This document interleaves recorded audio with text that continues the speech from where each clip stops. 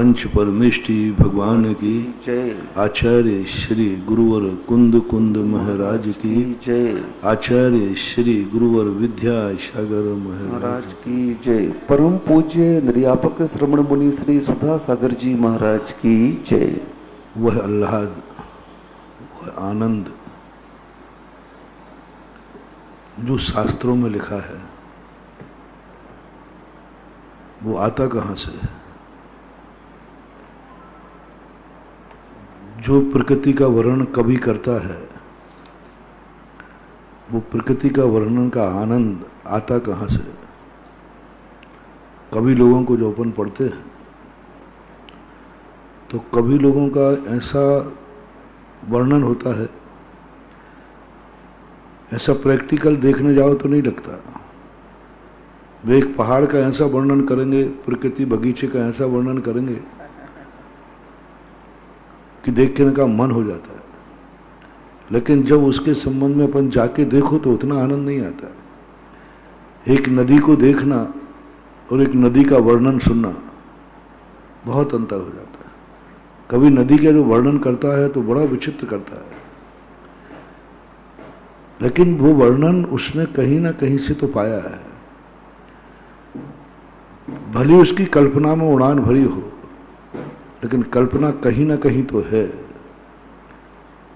कहीं ना कहीं तो वो कल्पना किसी ने साकार की है। निराधार कल्पना कभी भी सम्यक साकार रूप नहीं लेती। कहीं ना कहीं तो कोई है ऐसी जिसको आनंद आया है। कोई ना कोई ऐसी वस्तु तो है जिसको आनंद आया है। पता ये करना है कि वो आनंद उसके पास आया कहां से। ये तो निर्णय हो गया, सम्यक दर्शन प्राप्त करते ही निर्णय हो जाता है कि मोक्ष में सुख है। यदि यही नहीं हुआ तो हमारा निर्णय बेकार, सम्यक दर्शन बेकार। पहला सम्यक दृष्टि मात्र इतना करता है कि पहले तो विश्वास जमाता है कि आनंद है भी कि नहीं है जो शास्त्रों में लिखा है। सिद्धालय है भी कि नहीं, और सिद्धों में ऐसा आनंद है भी कि नहीं जो इंद्र नाग नरेंद्र वह अमेंद्र के नाही को। क्या ऐसा आनंद मुनियों को आता है जो आनंद का वर्णन है? क्या इतना सुख भी कोई है कि वही दुनिया में ऐसा व्यक्ति भी है जो शरीर के बिना भी जिंदा रहता है? ऐसा कोई वस्तु है जो निराकार है? विश्वास ही नहीं जमता। कितने लोग हैं दुनिया में जिनको यही निर्णय नहीं है कि कोई वस्तु निराकार भी है, अरूपी भी है, अरसमान भी है, अगंधमान भी है। पूरा विज्ञान, पूरी कंपनी, पूरा विज्ञान एक ही बात मानता है, जो दिख रहा है, जो देखा जा सकता है इंद्रियों के द्वारा, बस वही सृष्टि है। अदृश्य मात्र कल्पना है, अदृश्य कल्पना है, कोई अदृश्य चीज होती ही नहीं। उन्होंने कह दिया दुनिया उतनी है जितनी हमने देखी है, इससे आगे तीन लोक की कल्पना व्यर्थ है। स्वर्ग के नरक की सब कल्पनाएं व्यर्थ है। मरने के बाद कोई स्वर्ग नरक जाता है, सब व्यर्थ है। उन्होंने एकदम नकार दिया। और अनंत जीव इस बात को नकारते हैं। अच्छे अच्छे ज्ञानी लोग भी ज्ञान की बातें तो करते हैं, लेकिन तुम उनकी अंतरिकता को देखो तो वे भी कह देंगे संदेह तो मुझे भी है, पर आप बातें क्यों कर रहे हो? बातें करना हमारा पेशा है। बातें करना हमारा एक प्रकार का कहना चाहिए आदत है, पेशा बन गया। आज जितने भी 99% लोग धर्म के जितने वक्ता हैं, धर्म को मानने वाले हैं, पुजारी हैं मंदिरों में, वे सब मात्र पेशे के रूप में काम कर रहे हैं, स्वार्थ के रूप में काम कर रहे हैं, इज्जत के खातिर काम कर रहे हैं। उसके बिना उनकी पूंछ नहीं होगी, उसके बिना उनकी जिंदगी खतरे में पड़ जाएगी। कौन पूछेगा उनको?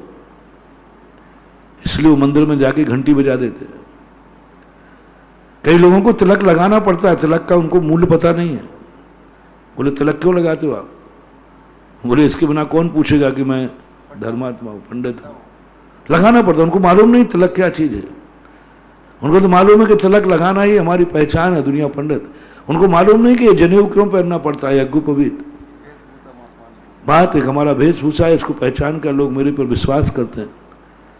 मैं जिंदगी चलाता हूं, इज्जत कमाता हूं, दुनिया मुझे पाए लागे कहती है।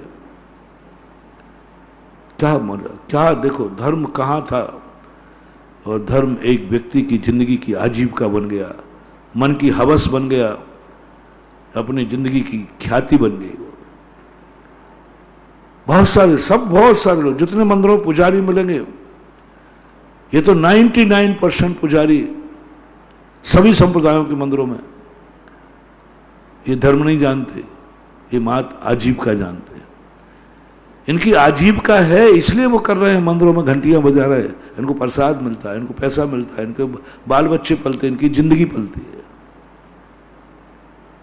ऐसा ही बहुत सारे लोग पंडित लोग होते हैं जिनको सब हर संप्रदाय के पंडितों का ज्ञान है, शास्त्रों का ज्ञान है, लेकिन वो आत्मा की पर्याय नहीं है। वो मात उनकी जिंदगी का एक पंडित पद की प्रतिष्ठा बन गई है। पंडित पद की प्रतिष्ठा बन गई। यदि हम श्लोक कंठस्थ नहीं करेंगे, हम वेद पुराणों को नहीं पढ़ेंगे, हम शास्त्रों को नहीं पढ़ेंगे और हमें ज्ञान नहीं होगा, तो लोग मुझे पंडित नहीं मानेंगे। बस इतनी सी खोज है, बस इतनी सी खोज है। यदि मैंने शास्त्र नहीं पढ़े और किसी ने शास्त्र पूछ लिया और मैं नहीं बता पाया, तो मेरी पंडिताई, पंडित कौन मानेगा? कौन पंडित मानेगा? इसलिए वो शास्त्रों का स्वाध्याय करते, श्लोक को रट लेते हैं। 1500 श्लोक रट लेंगे, क्योंकि वही उनकी पंडिताई है। उनका आनंद नहीं है, उनकी पंडिताई है, उनकी आत्मा की पर्याय नहीं है, एक जिंदगी की हवस है। उसके बिना उनका वो व्रत पूरा नहीं हो सकता। एक व्यक्ति पिछी लिए रहते थे। पिछी का उपयोग क्या है? बोले कुछ नहीं, ये पिछी से हमारे लिए लोग पूछते, सिंबल पूछते। कई पंडित, कई विद्वान इसलिए मुनि बने, इसलिए पंडित बने रहते हैं। ज्ञान बहुत अच्छा है, लेकिन उनकी अंतर चेतना उस ज्ञान को स्वीकार नहीं करती। अंतर चेतना वो जानते हैं कि मैं सबको बुद्धू बना रहा हूं, सबको बुद्धू बना रहा हूं। वो खुद नहीं मानते। बहुत सारे पंडित वैद्य मसालची, इनकी उल्टी रीत, और उनको तो गैल बर्तावे आप नाक जाए भीट। ये कहानी कोई ऐसे ही नहीं रची गई, ये कहावत ऐसे ही नहीं रची गई, कहीं ना कहीं से किसी ना किसी में घटित हुई है। कहीं ना कहीं ये भाव आया है कि जो उनके मात्र अकेला शब्द ज्ञान है, अंदर से उनका श्रद्धान नहीं है, विश्वास नहीं है कि ये सब सही है। श्रद्धान अंदर की पर्याय नहीं बन रही है आत्मा की कि सही है, शास्त्र की पर्याय बन गई है। शास्त्र में लिखा है धर्म ऐसा होता है, धर्म में सदा लिखा है कि मोक्ष ऐसा होता है, शास्त्र में लिखा है। उनकी अभी श्रद्धा की पर्याय नहीं बन पा रही, आत्मा की पर्याय नहीं बन रही। कितने % हम विद्वानों को जो शास्त्रों के ज्ञाता हैं और उनकी श्रद्धा की पर्याय नहीं बन पा रही? कितने % मान लो? बहुत। यदि 3 लोग की अपेक्षा करें तो असंख्यात हैं, असंख्यात। असंख्यात 9वें ग्रेविक में बैठे हुए देवता पूरे 24 घंटे तत्व की चर्चा कर रहे हैं। तत्व की चर्चा हो रही है, तत्व की चर्चा कर रहा है, तत्व बोल रहा है, तो ये मत समझ लेना कि ये सम्यक दृष्टि है।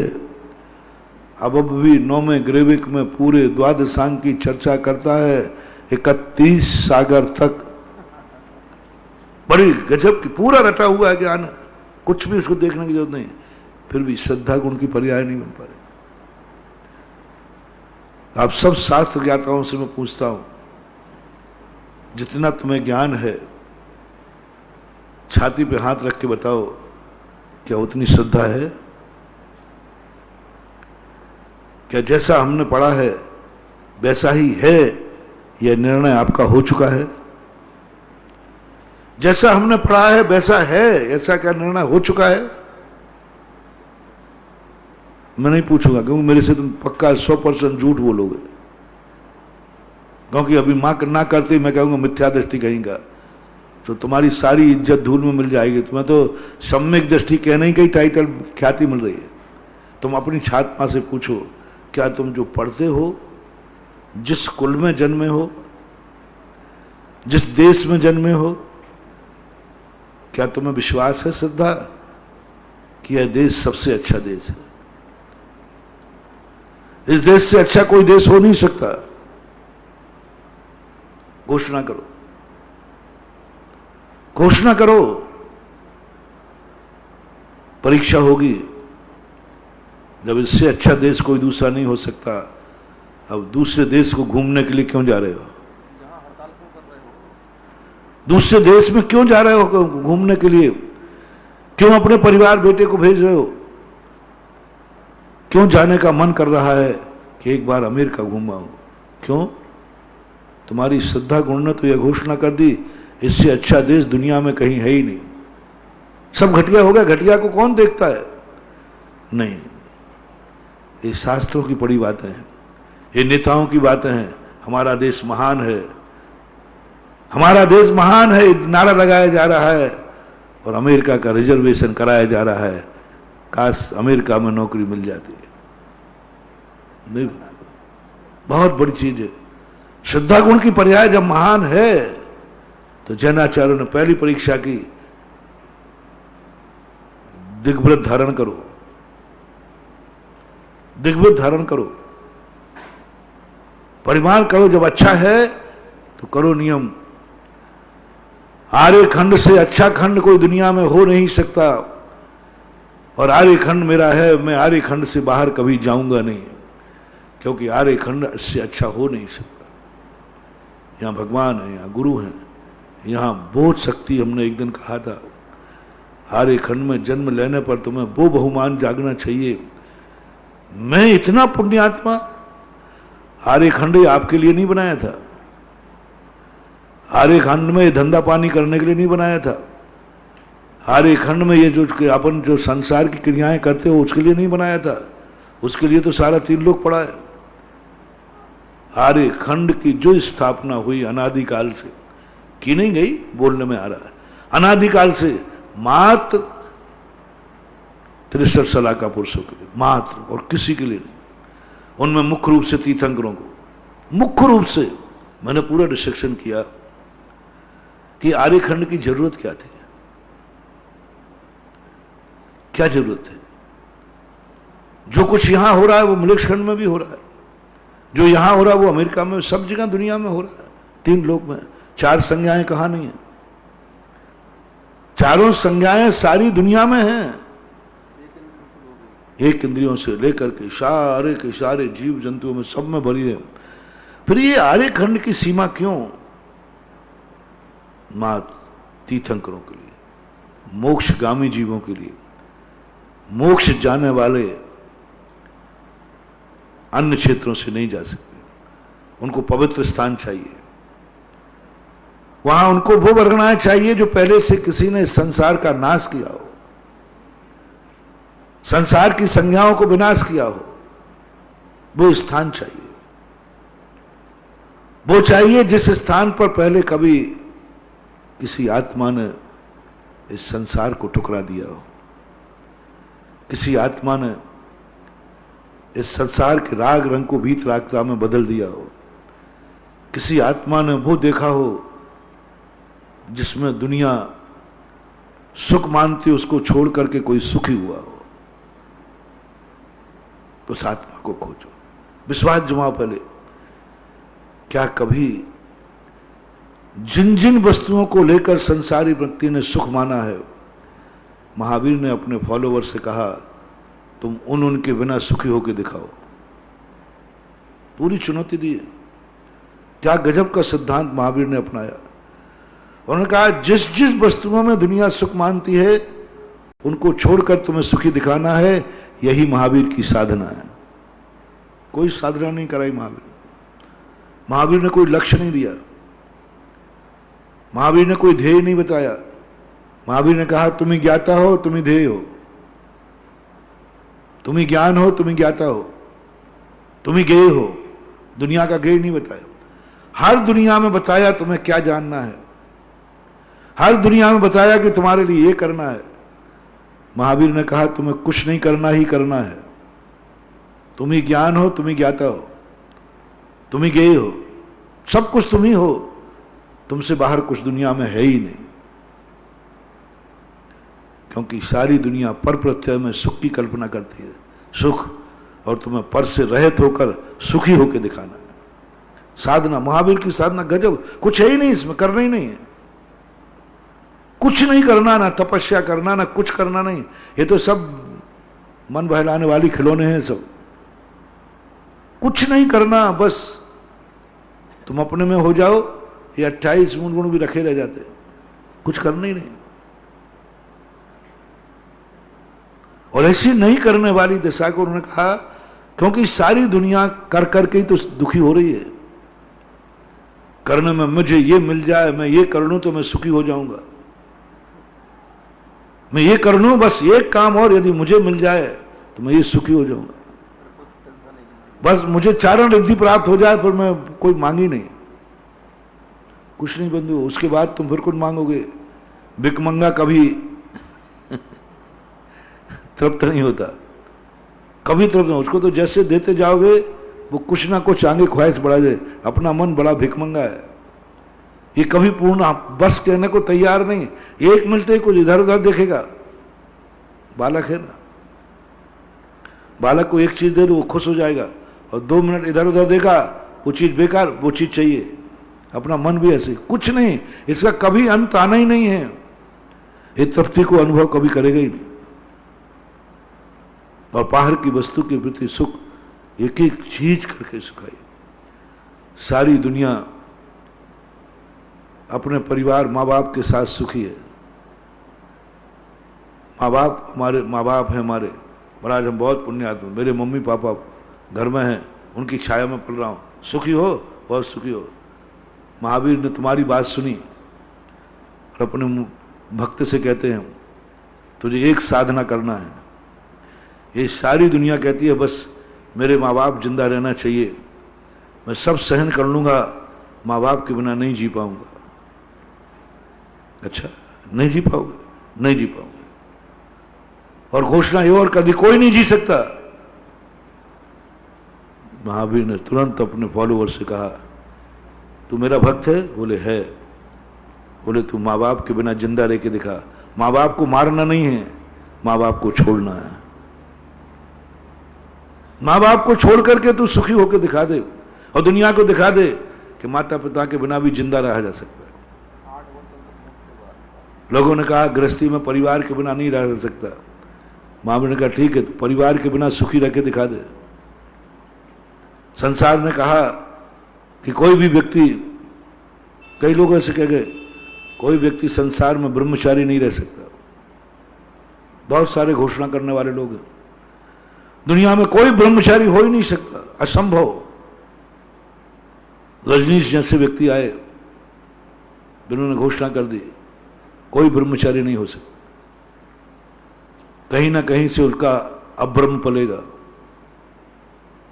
बड़े बड़े मनोवैज्ञानिक आए, फ्राइडे जैसे बहुत बड़ा मनोविज्ञान साइकोलॉजिस्ट था, उसने घोषणा कर दी कोई ब्रह्म में रह ही नहीं सकता, ब्रह्मचारी रह ही नहीं सकता। काया से छोड़ देगा, मन से करेगा, मन से छोड़ देगा, वचन से करेगा, स्वयं त्याग देगा लेकिन वो कल्पना की उड़ाने भरेगा, जागते में छोड़ देगा, स्वप्न में अब्रह्म कर लेगा, जागते में छोड़ देगा, स्वप्न में करेगा वो जरूर, रह नहीं सकता। महावीर ने कहा तुम्हें ये करके दिखाना है।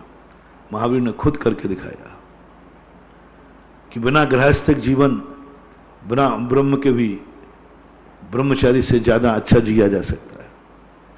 तत्वार सूत्र में पढ़ा था ना अभी 10 लक्षण पर, प्रश्न उठाया वहां कि ऊपर के देवता पुरविचार के बिना सुखी कैसे?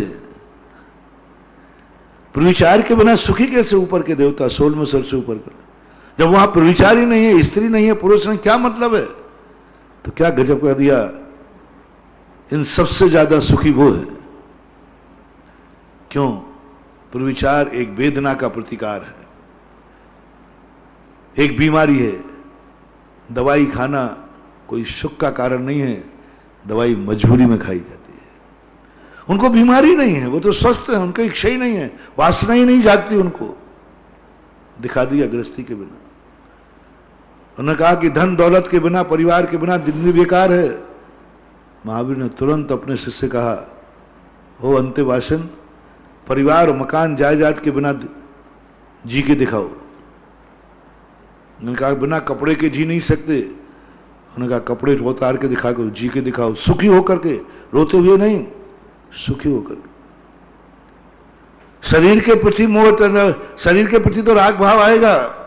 उन्होंने बड़े मुनिराज से कहा, सुकौशल्य से, तुम शरीर से निर्मोही होकर दिखाओ। लोग कहते महाराज जी कितने कष्ट हो, शरीर में कोई सुई चुभाएगा तो दुख तो होगा, वो सुखी नहीं रह सकता। क्यों मंदिरों में वही चित्र बनाए जाते हैं जिसमें उन महाराजों को कष्ट दिए गए हो? अच्छे चित्र किसी ने नहीं बनाए। भरत का चित्र नहीं बनता मंदिरों में, बाहुबली का बनता है, क्योंकि उन्होंने कष्ट उठाए। सियालनी और शेरनी खा गई, उनके चित्र बनते, सिगड़ी जलने वालों के चित्र बनते। क्या बात है, समझ में नहीं आया। इनके चित्र क्यों? कोई अच्छे महाराज के बनाओ जिन्होंने कोई संकट नहीं आए हो। नहीं बनाया। मंदिरों में आप देखना कोई अच्छे महाराजों के चित्र, भरत का चित्र मिलता ही नहीं है कहीं भी, बाहुबली के मिलते। अच्छे मुनिराजों के चित्र नहीं मिलते, उनको मिलते हैं जिनके घानियों में पेल दिया, उनके मिलते हैं जिनसे 700 मुनियों को अग्नि के घेर लिया, उनको मिलते हैं जिनके ऊपर सिगड़ी जलाई पांडु, उनके सब के जितने भी आप देखना। क्यों? इस पर कभी सोचना। बजरंग में बहुत सारे चित्र लगे थे,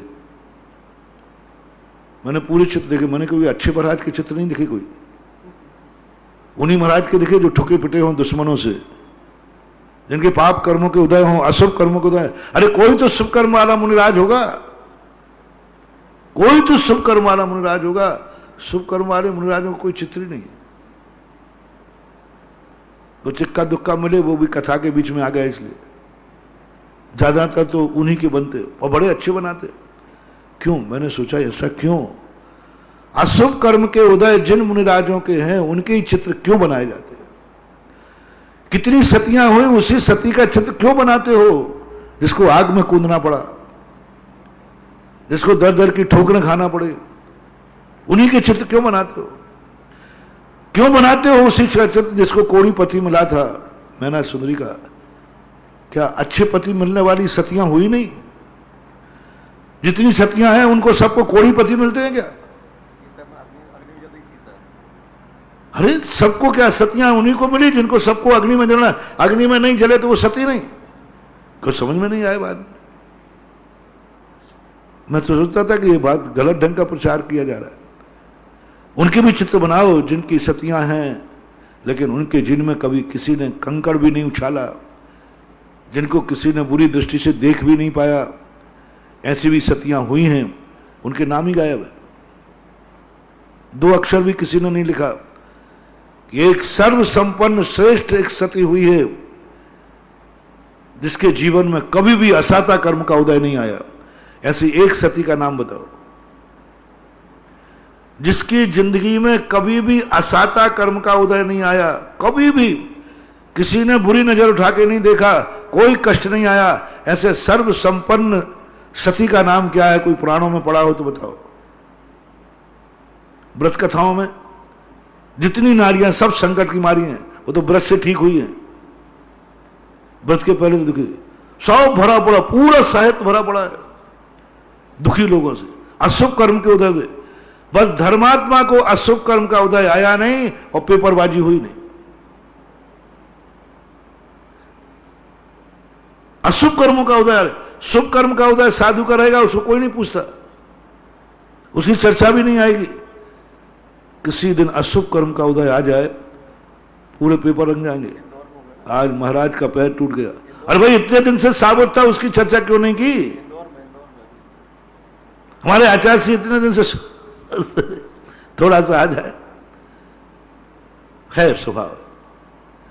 एक मोड़ पर प्रतिदिन 1000 गाड़ियां सही निकलती हैं, महीने में 1 एक्सीडेंट होता है। मोड़ खतरनाक है, सावधान। मोड़ कहता है बाबा जी 1 गाड़ी का हुआ 1 महीने में एक्सीडेंट, और मुझे खतरनाक सिद्ध कर दिया। ये कोई नहीं पूछ रहा है 1 महीने में कितनी गाड़ियां सकुशल निकल गई, सकुशल कितनी निकल गई अंधे मोड़ के पास में। कोई खबर नहीं, कोई पेपरबाजी नहीं, कुछ नहीं, एक एक्सीडेंट हो जाए। ऐसे ये दुनिया में, शास्त्रों में भी यही चला आ रहा। इतने अच्छे लोग हुए, इतने पुण्यात्मा जीव हुए, एक अंतर मुहूर्त में केवल ज्ञान प्राप्त करने वाले हुए, उनका कोई चित्र ही नहीं बना रहा। उनको हुए जो 1 साल तक खड़े रहे घर, जो सांप ने बिल बना लिए, अशुभ कर्म नहीं तो और क्या है। क्षण मात्र में जो गए उनके कोई चित्र नहीं। क्यों? पहले तो मुझे ये बात समझ में आती नहीं थी। और बलभद्र हुए, राम पे क्यों पुराण लिखे गए? बलराम पे तो कोई पुराण नहीं लिखा गया। कृष्ण के भैया पर भी पुराण लिखेगा, वो तो कृष्ण जी के कारण लिख गए, नहीं तो उन पर भी कोई लिखने वाला नहीं था। 8 बलभद्र और हो गए, उनके ऊपर 7 बलभद्र और हो गए, कोई चर्चा नहीं, नाम ही नहीं जाने, मुझे याद नहीं है पूरे। अभी पूछो महाराज 9 बलभद्रों के नाम बताओ, मैं देख के बता दूंगा, क्योंकि उनका नाम रख के करूंगा क्या? रामचंद्र जी का नाम याद है, अभी भी याद है, सबको याद है, सबको मालूम है। शेष बलभद्रों के नाम महाराज को भी याद नहीं है। क्या महाराज जी आप तो याद कर लिया करो कम से कम। तो मैं कहूं किस लिए करूं? क्या था उनके जीवन में जो मैं करूं? ओहो, क्या जवाब दिया मैंने? क्या था उनके जीवन में जो मैं याद करूं? क्या था? उनके जीवन में कभी दुख नहीं थे, इसलिए तो याद नहीं कर रहा हूं। क्या दुख था उनके जीवन में? मैं उस व्यक्ति का नाम याद करूंगा जिसके जीवन में, जिंदगी में दुख पर दुख आ गए। सारे संसार की स्थिति यही है, उन्हीं को याद करेंगे, उन्हीं पे कविता लेंगे। कविता कहता मैं इन पे कविता लिखूं कैसे? क्या लिखूं इन पे? क्या लिखूं बता दो। 8 बलभद्रों पे क्या लिखूं? सबका एक सा है, उनके हल होता है, उनका ये होता है, उनका ये होता है, वो तो सबके होता है। 1 बलभद्र पे लिखो, शेष को पढ़ लेना। 1 बलभद्र का लिख दो, शेष का पढ़। उत्तर पुराण में यही किया, उत्तर पुराण में यही लिखा कि 1 का मैंने वर्णन कर दिया, सारे तीर्थंकर पंचगण ऐसे ही मान लेना। अब बार बार क्या लगे, रत्न वृष्टि हुई थी 1600 1 के 16 पढ़ा, बाकी यथावत उस जैसे जान लेना। क्या करूं? कुछ है ही नहीं जीवन में, कुछ असाधारण है ही नहीं। असाधारण क्या कहलाता है? सुख का उदय असाधारण नहीं, पुण्य का उदय असाधारण नहीं, अशुभ कर्मों का उदय जिन जिन का आया सारा जगत उनको याद कर रहा है। पारसनाथ मात्र इसलिए याद आते हैं कि 10 विषयों से बेचारे कभी शांति से नहीं रह पाए, अपनी पूरी जिंदगी 10 भाव जी नहीं पाए, पूरी जिंदगी नहीं जी पाए। जब देखो जब उनकी जिंदगी छीन ली गई, कभी सांप न बन के छीनी, कभी शेर न छीनी, कभी 12 मन की सलाह ने, जिंदगी जी नहीं पाए, इसलिए उनको हम याद करते हैं। और जो 10-10 भावों से पूरी जिंदगी जी रहे हैं, है किसी को याद? श्रीयांशनाथ भगवान के 10 भाव कौन से? विनोद भैया तू बता दे, उल्टा मेरे से मत पूछ लेना नहीं तो तुम मेरे तो, मुझे भी याद नहीं, मैं तो कह रहा हूं किसी को याद नहीं। पुष्पदंत महाराज के 10 भाव कौन से हैं? 10 भाव हुए हैं कि नहीं हुए? लेकिन पारसनाथ के पूछ लो, अभी बालक से पूछ लो, वो बता देगा। जगह जगह मंदिरों में बने, किसी भगवान के 10 भाव नहीं बने। जिन जिन भगवानों के मंदिर हैं उनमें भी 10 भाव नहीं बने, लेकिन पारसनाथ के भाव में, पारसनाथ का मंदिर नहीं है तो भी 10 भाव बने। क्यों? अशुभ कर्म का उदय, कोई कारण नहीं, कुछ कारण नहीं। वैभव तो वही का वही ज्यों कहते हैं, मात्र एक सबसे थी कि इनका अशुभ कर्मों का उदय आया। पूरी कथाओं में सतियों की बेचारी क्या दुर्दशा है। सबसे ज्यादा पिक्चर वही पूछती है जिसमें हीरो की जितनी ज्यादा दुर्दशा होती है। खलनायक की नहीं। जिस पिक्चर में खलनायक की दुर्दशा होती है वो पिक्चर नहीं चलती, कोई देखने नहीं जाता। और जिसमें हीरो की दुर्दशा हो, जम के जितना ज्यादा हीरो की दुर्दशा करोगे पिक्चर हिट होती है। संसार ऐसे ही है। यदि तुम्हें हिट होना है तो भावना भाव कि भगवान मेरे जीवन में इतने कष्ट आवे कि लोग मुझे याद करने लग जाएं। पुण्य के उदय में नहीं, तुम चाह रहे हो मेरा बहुत पुण्य का उदय आएगा, सब भूल जाएंगे रे भैया। ऐसे कष्ट की कामना करो कि जिससे सच्चे लोगों को याद आ जाए, हाँ उसका नाम तो याद है, बड़ा कष्ट उठाया। और महावीर ने यही सिद्धांत अपनाया, अपने भक्त को दुनिया में प्रसिद्ध करने का बनाया। तो इसके बिना जी के दिखा, निर्मोही बन जा। लोग कह रहे हैं कांटा चुभेगा चीख निकलेगी, कांटा चुभेगा दुख होगा। महावीर ने कहा क्या मामला है, आग पे जलेंगे जलेगा। तो जादूगर कहता है बोलो इस आग पे कौन चलेगा? बोले मैं नहीं चलूंगा साहब, जल जाऊंगा। तो जादूगर कहता है देखना जिसको तुम सब डर रहे हो मैं चल के दिखाता हूं। वो चल देता है, चारों तरफ तालियां बज जाती। महावीर ने यही कहा। होश कौशल महाराज ये कह रहे हैं शरीर में कांटा चुभेगा दुख होगा, बैठ जा ध्यान में और दिखा दे तू कांटे की बात कर रहा है। यहां श्यालनी भी मांस नोचेंगी तो भी दुख नहीं होगा, परमानंद सुखी होकर दिखा दे। असाता में साता से भी कई गुना आनंद। साता में आनंद मानने वाले तो बालक हैं, अज्ञानी हैं, औदैक भाव है। और असाता में आनंद मानने वाले साधु हैं, सम्यक दृष्टि हैं, सम्यक ज्ञानी हैं। असाता में आनंद आने लग जाए। असाता के समय तुम्हारा कुछ ना कुछ एक ऐसा है झरना, कुछ ना कुछ तो उसने पैरों में लगाया है, तभी तो आग पे चला है और जला नहीं। वो सबको पैर दिखाता है, देख लीजिए भाई मेरे पैरों में कोई फौला नहीं पड़ा। तो अपन क्या कहेंगे? ये कुछ ना कुछ तो पैरों में बस वही खोजना है, वही खोजना है। वो क्या है चीज जो ये अग्नि पे नहीं चला? कुछ ना कुछ तो है कि श्यालनी मांस नोचती रही और आंसू नहीं आया, केशलों उखाड़ता रहा और आंसू नहीं आया। क्या बात? एक रोटी सामने से कोई खींच लेवे तो रोना आ जाए, पूरा भोजन नहीं खाने दिया, अंतराय आ गया, फिर भी चेहरे पे खुशी आ रही। कुछ तो है, कहीं ना कहीं कुछ ना कुछ तो है। दिखाओ। महावीर ने कहा तुम्हें शरीर से निर्मोही होकर सुखी होकर दिखाना है। चुनौती है महावीर की बहुत। बस तुम्हें वो दिखाना है जिसमें संसार सुख मानता है, उसके बिना तुम्हें सुखी होकर दिखाना है बस। और कोई महावीर की कोई साधना नहीं, महावीर का कोई सिद्धांत ही नहीं समझ में आया मुझे आज तक।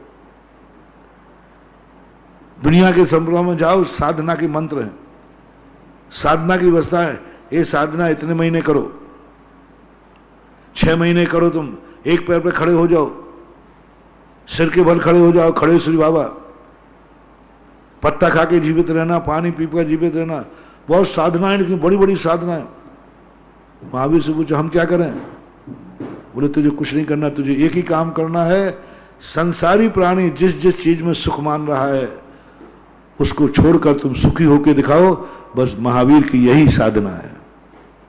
कुछ नहीं कराया, माला भी नहीं दी, एक मंत्र नहीं दिया जाप करने का। कुछ हमें काम ही धंधा नहीं है, करूं क्या मैं? कई लोग कहते महाराज जी महाराज बन के मैं करूं क्या, बताओ करूं क्या? अपन आचार्य से महाराज जी बताओ यहाँ काम धंधा क्या है, दिन रात करूं क्या, मक्खियां भगाऊं बैठे बैठे, रोटी टोड़ू खाओ, क्या करूं? कुछ काम धंधा तो दो। तो मुनिराज हो कि जिंदो? कई लोग कहते महाराज हमें यहाँ काम धंधा नहीं, करूं क्या? कोई काम ही धंधा नहीं। मुनि बनने के बाद कहते मुझे कोई काम नहीं है, मुझे काम दो काम। कहीं ये आदत तुमने सिद्धालय में हंगामा कर दिया तो? सिद्ध बनने के बाद कर दिया मुझे काम दो काम, मैं क्या करूं यहां मक्खियां भगाऊं? मैं तो आगे फंस गया, यहां सिद्धालय में आके फंस गया, मैं क्या काम करूं? अभी प्रकृति कहती है ऐसे लोगों को यहीं बैठने दो। उन्होंने मुनि अवस्था में पहली परीक्षा कर ली, मुनि अवस्था में पहले परीक्षा कर ली, अपना भक्त बनाने के पहले परीक्षा कर ली। यहां कोई काम नहीं करना है। तुम काम करने आते हो तो मजदूर है, कुछ काम चाहिए तो मजदूर है। तुम्हारा मन, तुम्हारी श्रद्धा, तुम्हारी आस्था मजदूर से ऊपर नहीं उठ पाई, क्योंकि मजदूर को काम चाहिए। 8 दिन लॉकडाउन हो जाए, मजदूर भूखों मर जाएगा, रो पड़ेगा। मजदूर को मजदूरी चाहिए, मजदूरी बंद हो जाएगी, भूखों मर जाएगा, वो क्या करेगा? वो तुम मजदूर हो या राजा हो, मालिक हो, सर्वभौम शक्तिमान हो। किस किस को काम चाहिए? जिस जिसको काम चाहिए उसे संसार मुबारक है। काम चाहिए मुझे तो। अपना मन बहुत बेईमान है, अपना मन मजदूर है, 24 घंटे काम मांगता है सबका, हमारा तुम्हारा सबका। 24 घंटे काम मांगता है। 2 मिनट काम नहीं हो तो शैतानी कर देता है। वो बालक को यदि अपन थोड़ा बहुत खिलौना नहीं दे तो वो जाके बरनी मरनी फोड़ देगा। हाँ, बालक को देखना, यदि आपने खिलौना कोई चीज नहीं है, कोई मतलब नहीं, खिलौने कोई रस ही नहीं। बताओ खिलौने में क्या रस है? ना तो सही का घोड़ा है, ना सही की गाड़ी है, और सही का कुछ नहीं है, कुछ नहीं हो, खिलौना है। लेकिन वो उसको फोड़े ही दो तो वो सही की बरनी फोड़ देगा। ऐसे अपना मन महानुभाव बहुत बड़ा है। जब चिंतन करते हैं तो अपनी औकात पता चलती है। ये मन को क्या हो गया? मजदूरी मांग रहा है, मुझे काम दो, मुझे व्यस्त करो, मुझे खिलौना दो, नहीं तो हम बरनी फोड़ देंगे। पता नहीं क्या क्या फोड़ देता। फिर आप पूज्य गुरुदेव ने लिखा है, स्वाध्याय चिंतन मनन कर मन रोक पाता, पे स्वान सा मन बाहर दौड़ जाता। क्या उपमा दी इस मन की। स्वाध्याय चिंतन मनन कर मन रोक पाता। क्या करें? स्वाध्याय करना पड़ रहा है। स्वाध्याय करना भी मेरा स्वभाव नहीं है, चिंतन करना मेरा स्वभाव नहीं है, कुछ तो नहीं है मेरा स्वभाव, कुछ नहीं करना मेरा स्वभाव है। और मन कह रहा है कि ध्यान रख लेना, कुछ नहीं किया तुमने तो फिर मैं जाता हूं गूरे पर, गंदगी पर। अब देखो, मजबूर कर दिया ना। मां नहीं चाहती कि मैं बालक को इन खिलौनों में अटकाऊं, इन बालक को इन झूठे खिलौनों में अटकाऊं, लेकिन वो जानती है कि इसको खिलौना नहीं दिया ये बरनी फोड़ेगा, मेरा माथा फोड़ देगा, मुझे काम नहीं करने देगा। ऐसे ही इस उपयोग क्या है महानुभाव? आत्मा का स्वभाव नहीं है। लेकिन मैं नकार नहीं रहा हूं, बच्चों को जिन्हें खिलौना नहीं दिए उनकी बरनी फूटेगी और सिर फूटेगा। और लेकिन जो खिलौना को खिलौना नहीं मानेगा वो सदा बालक ही बना रहेगा। मैं सुपयोग का निषेध तो मेरे से कभी होता नहीं, मैं तो स्वभाव बताता हूं। मैं कभी ये नहीं कहता हूं कि ये मैंने सबसे ज्यादा पूजा पाठ का उपदेश मैं देता हूं, लेकिन सबसे ज्यादा पूजा पाठ को ही मैं कहता हूं। ये धर्म नहीं है, ये धर्म नहीं है, ये मजबूरी का धर्म है। अभिषेक करना कोई धर्म नहीं है, स्नान करना कोई धर्म नहीं है, गंदगी का मजबूरी है। यदि गंदगी नहीं होती तो स्नान करना कोई धर्म नहीं है, स्वभाव नहीं है। कौन स्नान करना चाहता है? मजबूरी है, क्योंकि गंदे होके आए हो। अभिषेक करना कोई धर्म नहीं है, मजबूरी है, क्योंकि तुम आरंभ परिग्रह करके आए हो, स्नान करके आए हो। यदि महावीर से पूछे मैं जिंदगी भर स्नान नहीं करूंगा और अभिषेक नहीं करूंगा, महावीर कहते स्नान मत कर, क्योंकि वहां जीवों की आराधना है। एक लोटे में जीव मरेंगे यदि मैं स्नान करूंगा तो, और एक अभिषेक में पवित्र होगा, गंधोदक बनेगा। बहुत सावधानी से सुनना। यदि मैंने स्नान किया तो एक लोटे में, एक बूंद में 36,450 जीव मरते हैं। एक बाल्टी में, एक लोटे में कितना पानी है। इतने जीव मरेंगे तब तू नहाएगा। और एक और 50 ग्राम कलश को भगवान पर डालेगा तो गंधोदक बनेगा। अब एक व्यक्ति ने प्रश्न किया, महाराज इन असंख्यात जीवों को बचाऊं जो बाल्टी में हैं और या गंधोदक बनाऊं प्रभु का, इन दोनों में से मैं एक काम करूंगा, दोनों में से एक काम करूंगा। महावीर क्या कहेंगे? जीव मरे तो मरने दे, तू गंधोदक बना। नहीं, दो में से एक का निर्णय करना है। बोले हां साहब ठीक है, स्नान मत कर दो, फिर गंधोदक नहीं बनेगा, मत बनने दे। 14 के दिन कहा था ना मैंने, अष्टमी 14 को। बोले आज अभिषेक नहीं हुआ, बोले मत होने दे। फिर भगवान का अभिषेक कौन करेगा? मत करने दे, तू तो स्नान मत त्याग कर दे। जैन दर्शन भक्ति प्रधान नहीं है, जैन दर्शन अहिंसा प्रधान है। एक गंधोदक बनाने के लिए एक बाल्टी में कितने पानी, कितनी बूंदे हैं भैया? कितनी बूंदे? और 36,450 जीव मरेंगे जब एक व्यक्ति स्नान करेगा। किस लिए? एक गंधोदक बनाने के, भगवान पर लोटा ढालने के लिए। वहां जिंदगी बर्बाद हो गई, यहां भगवान पे एक लोटा डालने के भगवान को क्या मिला? क्या लाभ? यहां कोई लाभ हुआ नहीं, वहां जिंदगी बर्बाद हो गई। तब कहा कि नहीं, अभिषेक करना जरूरी नहीं है यदि तुम स्नान छोड़ते हो। बोले साहब अभिषेक कराओ या नहीं कराओ, स्नान तो करूंगा। अब सुनना कैसा धर्म आया, कैसा धर्म आया। पहला उपदेश हमारे यहां एक सा कहीं श्रावकाचार्य में पढ़ा है, ग्रंथ का नाम याद नहीं है, कि पढ़ने के बाद गुरु पूछते थे गुरुकुल में, दो मार्ग हैं। पहला मुनि का मार्ग, पंडित शायद आसाद जी ने लिखा है कि सबसे पहले सामने वाले को मुनि का मार्ग का उपदेश देना, मुनि मार्ग का उपदेश देना। हाँ, मुनि मार्ग का उपदेश देना और दूसरा उपदेश मत देना। तो मुनि मार्ग का तुम डायरेक्ट उपदेश दे रहे हो तो फिर व्यवहार मार्ग खत्म हो जाएगा। फिर मुनियों को हार कौन देगा? फिर मंदिरों की पूजा कौन करेगा?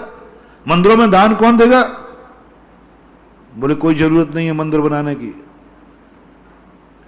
कोई जरूरत नहीं मंदिर बनाने की, कोई जरूरत नहीं दान देने की, कोई जरूरत नहीं आहार दान देने की, कोई जरूरत नहीं है पंच परमेष्ठी का नाम लेने की।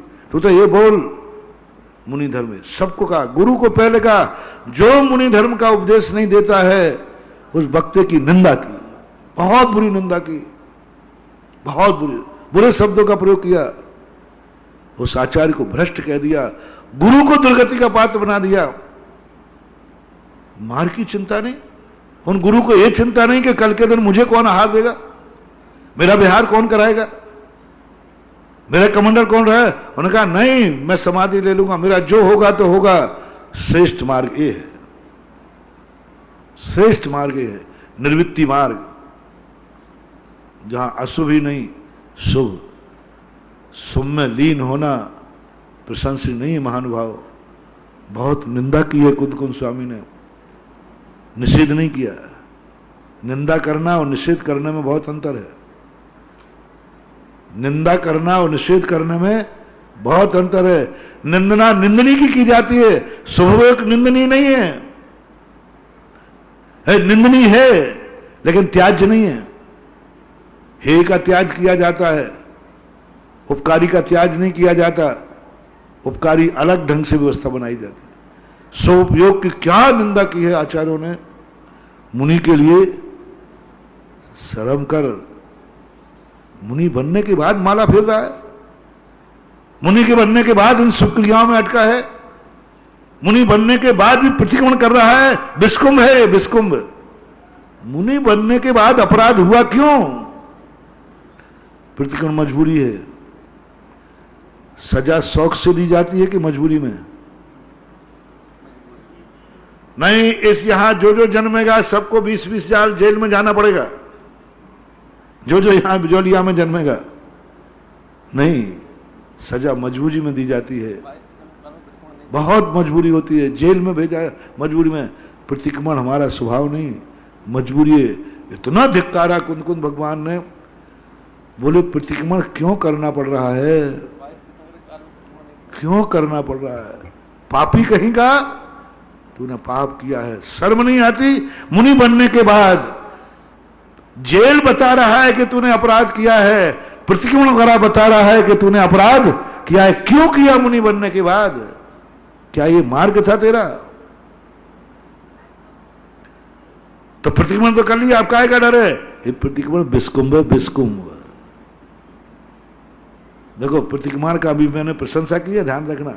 एक दिन पूरे प्रतिक्रमण की प्रशंसा की थी, लेकिन प्रतिक्रमण मेरा स्वभाव नहीं है, करना है तो फिर मैं कल से प्रतिक्रमण छोड़ दूंगा और दुर्गति में पड़ेगा।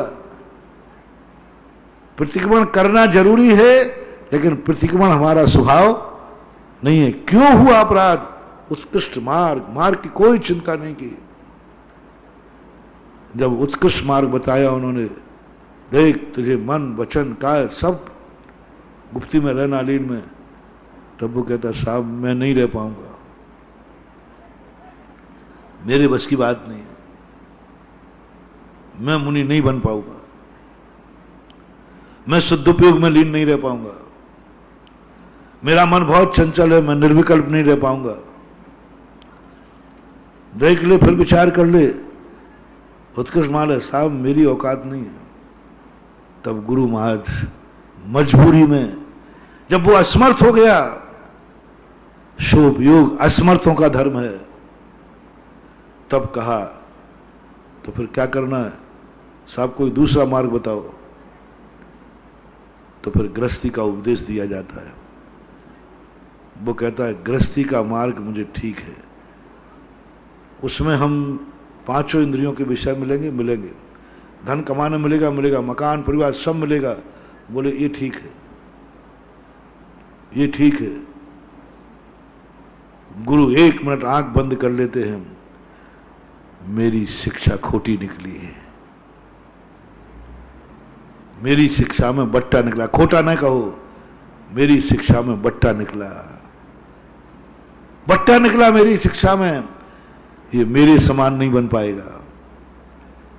किस बाप को खुशी होती है जो बेटा बाप के समान बन जाता है, बाप की बराबरी पे कमाने लग जाता है, बाप की बराबरी का हो जाता है, बाप की बराबरी से बुद्धि रखता है, तो बाप को खुशी होती है। अब कोई चिंता नहीं, मेरा बेटा मेरे बराबर का हो गया, मेरे बराबर जैसा कमाने लगा, मेरे बराबर जैसा व्यापार करने लगा, ये खुशी होती है, बहुत खुशी होती है। और ज्यादा और कमा ले तो फिर तो खुशी का पार नहीं। लेकिन तुम्हारा बेटा तुमसे कम कमावे, कम कार्य करे, तो उस समय आपको दुख होता है, परेशानी होती है। फिर आप उसके लिए क्या करते हैं? जो करते हैं वो आपको दुख होता है। ऐसे ही गुरु को पढ़ाने के बाद सोचा था ये मेरे जैसा मुनि बनेगा, मेरा जैसा गुरु बनेगा, मेरी जैसी चर्या करेगा। ऐसे तो हाथ जोड़ दिए, साहब मेरे से नहीं बनता है। समय हो गया, इतना ही कह के विराम करता हूँ। समझने का प्रयास करना, अपन और बातें चर्चा करेंगे। महावीर भगवान है।